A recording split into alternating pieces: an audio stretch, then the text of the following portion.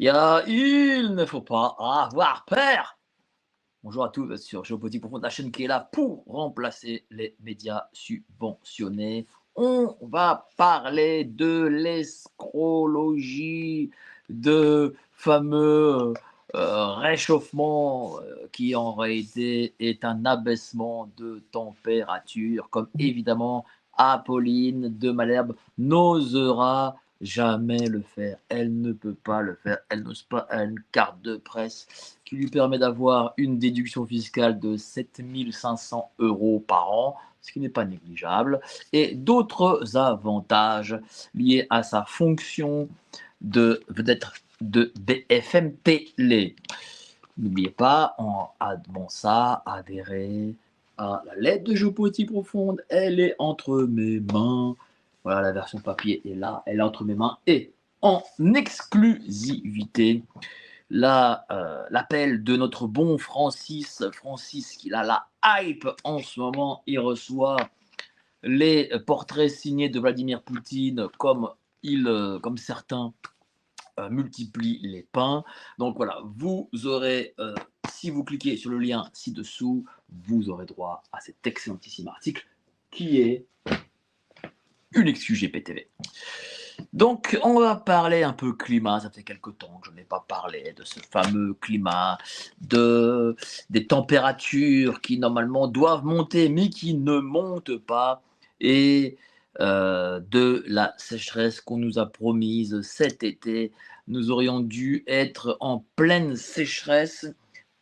Peut-être un impôt futur, hein. On aime tellement les impôts dans ce pays. Et donc, du coup, qu'est-ce qui se passe? Je vois que il ne dépasse pas les 25 degrés en plein été à Paris et ailleurs, bien entendu, à Paris, partout en France d'ailleurs. On apprend, on apprend même que la Méditerranée n'a jamais été aussi froide. Depuis une quinzaine d'années, la Méditerranée n'a jamais été aussi froide. Donc ce n'est pas Paris, c'est le sud de la France. Alors bien entendu, on va vous dire non, mais tu comprends, il y avait du Mistral à ce moment-là, donc c'est pour ça que ça refroidit la Méditerranée. Non, tout ça c'est évidemment bidon. Il y a, selon les années, une plus forte chaleur, une moins forte chaleur. C'est comme ça. Et évidemment, s'il y a chaleur, eh ben, ce n'est pas dû à ce fameux CO2. J'ai connu un ancien de chez Total, un cadre super de chez Total qui est décédé il n'y a pas très longtemps, il me disait, le CO2, c'est la vie, c'est ce qui permet aux plantes de mieux pousser et d'être plus robustes. D'ailleurs, vous savez que la France n'a jamais été aussi verte, aussi boisée depuis peut-être le Moyen Âge, visiblement. Il n'avait pas tort sur le CO2. Et donc, dans le sud, en Méditerranée, l'eau est froide. Partout en France, il fait un peu frisquet. Là, actuellement, il est 12h33, je suis à Paris. Il pleut dehors, pas de sécheresse, bien entendu. La météo, on me dit, voilà, je regarde Météo France, là, la chaîne météo, temps mitigé, un peu frais, sans excès, bien entendu. Qu'est-ce qui se passe? Qu'est-ce qui se passe? Il fait globalement 23, 24 dans toute la France et nous n'avons pas les fortes canicules promises. Qu'est-ce qui se passe? Pourquoi? Pourquoi n'y a-t-il pas ces canicules? Et même en Nouvelle-Aquitaine,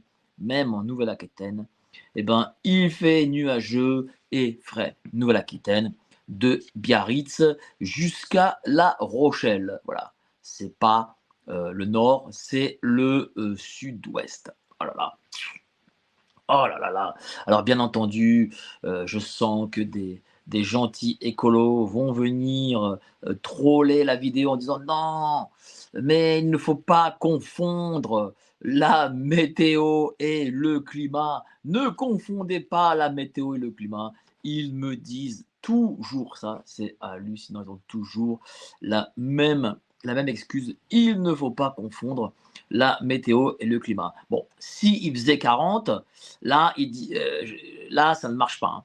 Là, je veux dire, là, on peut confondre la météo et le climat, bien entendu. Mais comme il fait que entre 20 et 25 un peu partout en France, eh ben, il ne faut pas confondre la météo et le climat. D'ailleurs, tiens, normalement, le bon docteur Serge Zaka, qui peut-être me regarde d'un œil actuellement, caché derrière une armoire, eh ben, sachez que cet apôtre de l'écologie qui est euh, PhD, météorologue, et qui est un amoureux du réchauffement. D'ailleurs, il fait partie de ceux qui parlent bien entendu du climat, de la météo, qui expliquent que la France sera bientôt la planète Mars où nous aurons que des pierres et du sable. Eh bien, il fera un débat en septembre s'il ne se défile pas, bien entendu, ce qui est peut-être possible. Je n'arrive toujours pas à imposer ce débat sur le climat parce qu'à chaque fois, au dernier moment, tous ces mecs se défilent. Et bon, c'est comme ça, ils ne sont pas sûrs, visiblement, de leur idéologie. Bon. Et donc, faut se dire les choses, ce n'est pas de l'écologie, c'est de l'escrologie. D'ailleurs, tous ces escrocs, où sont-ils? Tous ces escrocs de l'écologie, on ne les entend plus, on ne les voit plus. Ils sont partis, alors j'imagine en vacances, bien entendu, mais ils ne sont même plus sur X ou sur d'autres réseaux. Ils ne produisent pas de vidéos, ils se cachent jusqu'au moment où il fera, évidemment qu'il fera à un moment donné en août, 32, 33 degrés, et nous dirons, ah oui, nous avions raison. En réalité, qu'est-ce que l'écologie aujourd'hui en 2025? C'est essentiellement une vision idéologique qui sert in fine à imposer la société de contrôle, les nouveaux passes, ceux qui remplaceront les passes sanitaires, les passes vaccinaux, etc. C'est ceux qui nous permettront d'avoir l'euro numérique, parce que l'euro numérique est bien entendu lié à l'écologie.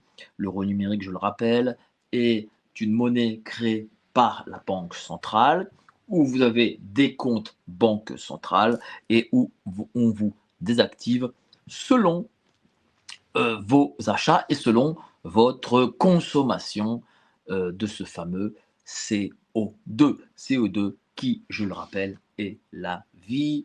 Sans le CO2, les plantes meurent, les arbres meurent, tout meurt en réalité. Donc le CO2, c'est la vie.